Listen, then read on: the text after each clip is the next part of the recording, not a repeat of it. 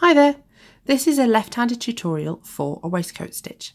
A waistcoat stitch is a lovely but slightly fiddly little stitch.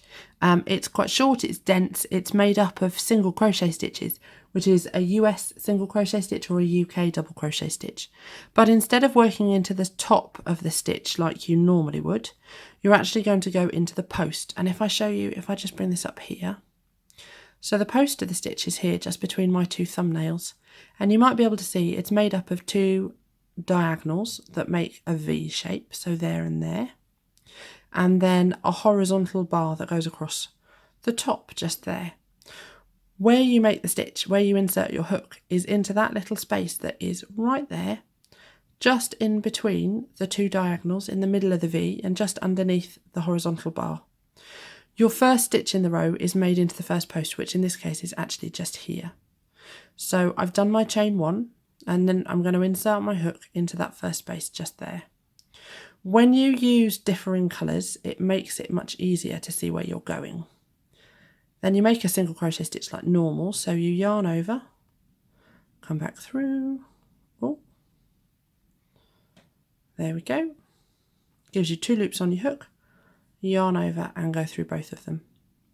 Now if you make this stitch, when you make your single crochet stitches for the waistcoat stitch, if you make them on the looser side, it makes it much easier to work the next row. So here's the next V, bring it a bit closer so you can see, here's the next V, there's the horizontal bar, we're going in there, wiggle it through, yarn over, come back through, 2 loops on your hook, yarn over through both of them. So once you've got the placement right, it is just a straightforward single crochet stitch. I'm going to do a few of these and then come back and show you the next row. And the next row, because we've been making a purple row onto a yellow row, will be really easy to see where we're going. So I'm going to pause this here, make these stitches and come back in a second. So here we go. And if we have a look on the purple, I've turned round and I've changed colour for the green for the next row, so again you can see it more easily. If you have a look here, you can see the V's really clearly in the purple, so there's one. It looks quite leggy when you do it like this because the stitch has got to go down a little bit further than it would do for a normal single crochet stitch. But again, you can really obviously see these are the horizontal bars across here, and you're going at the top point of the V just underneath the horizontal bar. So I'm going to do a green row, and then you can see again what that will look like. There's the first stitch in the row.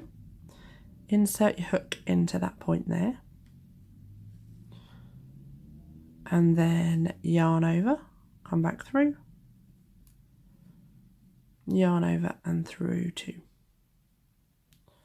Insert your hook into the next one.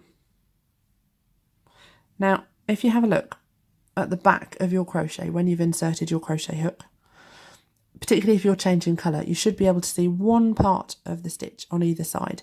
That means you know you've gone into the middle of the post because you've split the post on either side of your hook. So we're going to yarn over, come back through, oh, pick that yarn over back up again.